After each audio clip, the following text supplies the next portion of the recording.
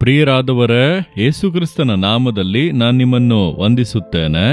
ಹೇಗಿದ್ದೀರಾ? ಚೆನ್ನಾಗಿದ್ದೀರಾ? ನಿಮ್ಮ ಮನೆಯಲ್ಲಿ ಸಮಾಧಾನ, ಆಶೀರ್ವಾದ, ಸಂತೋಷ, ನೆಮ್ಮದಿ, ಆರೋಗ್ಯ ಇದೆಯಾ? ಯಾಕಂದ್ರೆ ನಿಮ್ಮ ಕುಟುಂಬವನ್ನು ಆಶೀರ್ವದಿಸುತ್ತೇನೆಂದು ದೇವರು ವಾಗ್ದಾನ ಮಾಡಿದ್ದಾರಲ್ಲ. ನಿಮ್ಮ ಕುಟುಂಬದಲ್ಲಿ ನಿಮ್ಮನ್ನು, ನಿಮ್ಮ ಹೆಂಡತಿಯನ್ನು, ಮಕ್ಕಳನ್ನು, ಸಂತತಿಯನ್ನು ಆಶೀರ್ವದಿಸುವೆನೆಂದು ದೇವರು ಮಾತು ಕೊಟ್ಟಿದ್ದಾರೆ. ಆಶೀರ್ವಾದ ಇದೆಯಾ? ಕುಟುಂಬವೇ ನರಕವಾಗಿದೆ, ಒಂದು ನೆಮ್ಮದಿ ಇಲ್ಲ, ಯಾವಾಗಲೂ ಗುಣಗುಟ್ಟುವುದು, ಜಗಳ, ಐಕ್ಯತೆ ಇಲ್ಲ, ಆದಾಯದಲ್ಲಿ ಆಶೀರ್ವಾದ ಇಲ್ಲ, ಸಾಲ, ಹಣವೆಲ್ಲ ವ್ಯರ್ಥವಾಗಿ ಹೋಗುತ್ತಾ ಇದೆ, ವ್ಯಾಧಿ, ವೇದನೆ, ಎಲ್ಲವೂ ತಡೆಗಳು, ಒಂದು ಆಶೀರ್ವಾದವನ್ನೇ ನೋಡುವುದಕ್ಕೆ ಆಗುತ್ತಿಲ್ಲ. ಇಷ್ಟು ಪ್ರಾರ್ಥನೆ ಮಾಡುತ್ತೇವೆ, ವಾಕ್ಯವನ್ನು ನಂಬುತ್ತೇವೆ, ಕರ್ತನು ವಾಗ್ದಾನವನ್ನೆಲ್ಲ ಮಾಡಿದ್ದಾನೆ, ಯಾಕೆ ನೆರವೇರುತ್ತಿಲ್ಲ ಎಂದು ಹೇಳುತ್ತೀರಾ? ಅದಕ್ಕೆ ಒಂದು ಕಾರಣ ಉಂಟು. ಸತ್ಯವೇದದ ಮೂಲಕ ನಾವು ಅದನ್ನು ಅರಿತುಕೊಂಡು ಪ್ರಾರ್ಥಿಸಬೇಕು. ಧರ್ಮೋಪದೇಶ ಕಾಂಡ 23:5 ವಾಕ್ಯದಲ್ಲಿ ದೇವರು ಹೇಳುತ್ತಾರೆ, ನಿಮ್ಮ ದೇವರಾದ ಯೆಹೋವನು ನಿಮ್ಮನ್ನು ಪ್ರೀತಿಸಿದ್ದರಿಂದ ಶಾಪವನ್ನು ನುಡಿಸದೆ ಆಶೀರ್ವಾದವನ್ನೇ ಹೇಳಿದನು.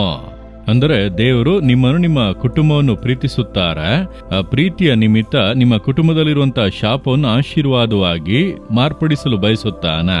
ಶಾಪವನ್ನು ಆಶೀರ್ವಾದವಾಗಿ ಬದಲಾಯಿಸುವ ಏಕೈಕ ದೇವರು ಯೇಸುಕ್ರಿಸ್ತನು ಮಾತ್ರವೇ. ಅದು ಹೇಗೆ ಹೇಳುತ್ತೀರಿ ಅಂದರೆ, ಶಾಪಕ್ಕೆ ಪರಿಹಾರವನ್ನು ಉಂಟು ಮಾಡಿದವನು ಆತನೇ.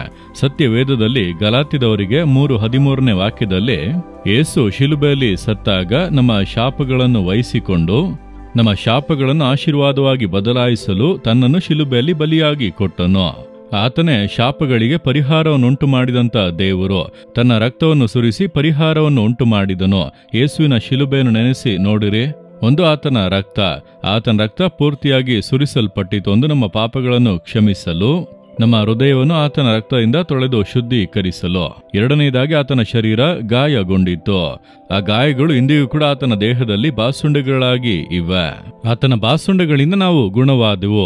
ಆತನ ಬಾಸುಂಡೆಯುಳ್ಳ ಕರಗಳಿಂದ ಮುಟ್ಟಿ ನಮ್ಮನ್ನು ಗುಣ ಮಾಡಲು ಆತನ ತಲೆಯಲ್ಲಿ ಮುಳ್ಕಿರೀಟವನ್ನು ಹಾಕಲಾಯಿತು. ಯೇಸುವಿಗಿಂತ ಮುಂಚೆ, ಯೇಸುವಿನ ನಂತರ ಕೂಡ ಅನೇಕರು ಶಿಲುಬೆಯಲ್ಲಿ ಜಡಿಯಲ್ಪಟ್ಟರು. ಯಾರ ತಲೆಯಲ್ಲೂ ಮುಳ್ಳಿನ ಕಿರೀಟ ಹಾಕಲ್ಪಡಲಿಲ್ಲ. ಯೇಸುವಿನ ತಲೆಯಲ್ಲಿ ಮುಳ್ಳಿನ ಕಿರೀಟ ಹಾಕಲ್ಪಟ್ಟಿತು. ಆ ಮುಳ್ಳುಗಳು ಶಾಪವನ್ನು ಸೂಚಿಸುತ್ತವೆ. ದೇವರು ಮೊದಲನೇದಾಗಿ ಲೋಕವನ್ನು ಸೃಷ್ಟಿಸುವಾಗ ಮುಳ್ಳುಗಳನ್ನು ಸೃಷ್ಟಿಸಲಿಲ್ಲ. ಮರಗಳು, ಫಲ ಕೊಡುವಂತ ವೃಕ್ಷಗಳು, ಮನುಷ್ಯನಿಗೆ ಅವಶ್ಯವಿರುವಂತ ಎಲ್ಲವನ್ನು ಉಂಟು ಮಾಡಿದರು. ಆದರೆ ಮನುಷ್ಯನು ಪಾಪ ಮಾಡಿ ಭೂಮಿ ಶಪಿಸಲ್ಪಟ್ಟಾಗಲೇ ಮುಳ್ಳುಗಳು ಉಂಟಾದವು. ಮುಳ್ಳುಗಳು ಶಾಪಕ್ಕೆ ಸೂಚನೆ. ಒಂದು ಕುಟುಂಬದಲ್ಲಿ ಶಾಪ ಇದೆ ಅಂದರೆ ಮುಳ್ಳುಗಳ ಮಧ್ಯದಲ್ಲಿ ಇರುವಂತ ಇದ್ದೇನೆ.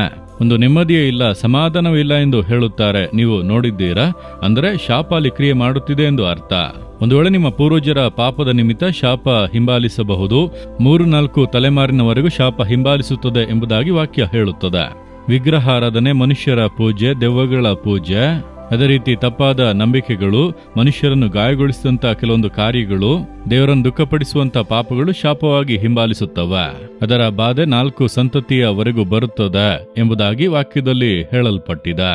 ಅಯ್ಯೋ, 4 ತಲೆಮಾರಿನವರೆಗ ಎಂಬುದಾಗಿ ಹೇಳುತ್ತೀರಾ? ಇಲ್ಲ, ಅದಕ್ಕೆ ಬದಲಾವಣೆ ಉಂಟು. ಅದಕ್ಕಾಗಿ ಯೇಸು ಶಿಲುಬೆಯಲ್ಲಿ ಬಲಿಯಾದನು. ನಿಮ್ಮ ಶಾಪವನ್ನು ವಹಿಸಿಕೊಳ್ಳಲು ಮುಳ್ಳಿನ ಕಿರೀಟವನ್ನು ಧರಿಸಿ ಶಿಲುಬೆಯಲ್ಲಿ ಶಾಪಗಳನ್ನೆಲ್ಲ ಹೊತ್ತನು. ಯೇಸು ಕ್ರಿಸ್ತನು ಶಾಪಗಳನ್ನು ಆಶೀರ್ವಾದವಾಗಿ ಬದಲಾಯಿಸುವ ದೇವರು. ಇಂದು ನಿಮ್ಮ ಕುಟುಂಬದಲ್ಲಿ, ನಿಮ್ಮ ಜೀವಿತದಲ್ಲಿರುವಂತಹ ಶಾಪಗಳೆಲ್ಲ ನೀಗಿ ಆಶೀರ್ವಾದ ಉಂಟಾಗುತ್ತದೆ. ನೀವು ಅದಕ್ಕಾಗಿ ಯೇಸುವನ್ನು ನಂಬಬೇಕು. ಯೇಸು ಕ್ರಿಸ್ತನೇ ಶಾಪಕ್ಕೆ ಪರಿಹಾರಿ. ಯೇಸು ಕ್ರಿಸ್ತನು ನನ್ನ ಶಾಪಗಳಿಗಾಗಿ ಶಿಲುಬೆಯಲ್ಲಿ ಸತ್ತನು. ನನ್ನ ಕುಟುಂಬದ ಶಾಪಗಳನ್ನು ತನ್ನ ಮೇಲೆ ಹೊತ್ತುಕೊಂಡನು. ಆತನ ರಕ್ತದಿಂದ ಶಾಪಗಳಿಂದ ಬಿಡುಗಡೆ ಹೊಂದಬಹುದು ಎಂಬುದನ್ನು ನಂಬಿ ಶಿಲುಬೆಯ ಮುಂದೆ ನಿಂತು, ಯೇಸುವೆ, ನನಗಾಗಿ ನೀವು ಶಾಪವಾದಿರಿ, ನನ್ನ ಕುಟುಂಬದ ಶಾಪವನ್ನು ಹೊತ್ತುಕೊಂಡಿರಿ, ನನ್ನ ಕುಟುಂಬದಲ್ಲಿ ಹಿಂಬಾಲಿಸಿ ಬರುವಂತ ಎಲ್ಲ ಶಾಪದ ಕಟ್ಟುಗಳು ಕಡಿಯಲ್ಪಡಲಿ. ಇನ್ನು ನನ್ನ ಕುಟುಂಬದಲ್ಲಿ ನನ್ನ ಆಶೀರ್ವಾದವನ್ನು ನೋಡಬೇಕು. ನಂಬಿಕೆಯಿಂದ ಪ್ರಾರ್ಥಿಸಿರಿ. ಇಂದು ಶಾಪಗಳು ನೀಗುತ್ತವೆ, ಆಶೀರ್ವಾದ ಉಂಟಾಗುತ್ತದೆ. ಶಾಪಗಳನ್ನು ಆಶೀರ್ವಾದವಾಗಿ ಬದಲಾಯಿಸುವ ದೇವರು ಯೇಸು. ಅದಕ್ಕಾಗಿಯೇ ಶಿಲುಬೆಯಲ್ಲಿ ಸತ್ತು ಜೀವದಿಂದ ಎದ್ದನು. ನಿಮ್ಮ ನೋಡಿ ಹೇಳುತ್ತಾನೆ, ನನ್ನ ಮಗನೇ, ಮಗಳೇ, ನಾನು ನಿಮ್ಮ ಶಾಪಗಳನ್ನು ಆಶೀರ್ವಾದವಾಗಿ ಬದಲಾಯಿಸುವೆನು. ನೀವು ನಂಬುತ್ತೀರಾ? ಹಾಗಿದ್ದರೆ ಹೃದಯದಲ್ಲಿ ಕೈ ಇಟ್ಟುಕೊಂಡು 1 ನಿಮಿಷ ಪ್ರಾರ್ಥಿಸಿ. ಯೇಸುವೆ, ನನ್ನ ಕುಟುಂಬದಲ್ಲಿ, ನನ್ನ ಜೀವಿತದಲ್ಲಿ ಶಾಪಗಳನ್ನು ನೀಗಿಸಿ ಆಶೀರ್ವದಿಸಲು ನೀವು ಶಿಲುಬೆಯಲ್ಲಿ ಶಾಪವಾದಿರಿ ಎಂಬುದನ್ನು ನಂಬುತ್ತೇನೆ. ನಮ್ಮ ಶಾಪಗಳನ್ನು ನೀವು ಶಿಲುಬೆಯಲ್ಲಿ ಹೊತ್ತು ತೀರಿಸಿದಿರಿ. ನಿಮ್ಮ ರಕ್ತದ ಬಲದಿಂದ ಶಾಪಗಳಿಂದ ಬಿಡುಗಡೆ. ಆ ರಕ್ತದಿಂದ ನಮ್ಮನ್ನು ತೊಳೆಯಿರಿ. ಈ ಶಾಪದ ಕಟ್ಟುಗಳು ಯೇಸುವಿನ ನಾಮದಲ್ಲಿ ಕಡಿಯಲ್ಪಡಲಿ.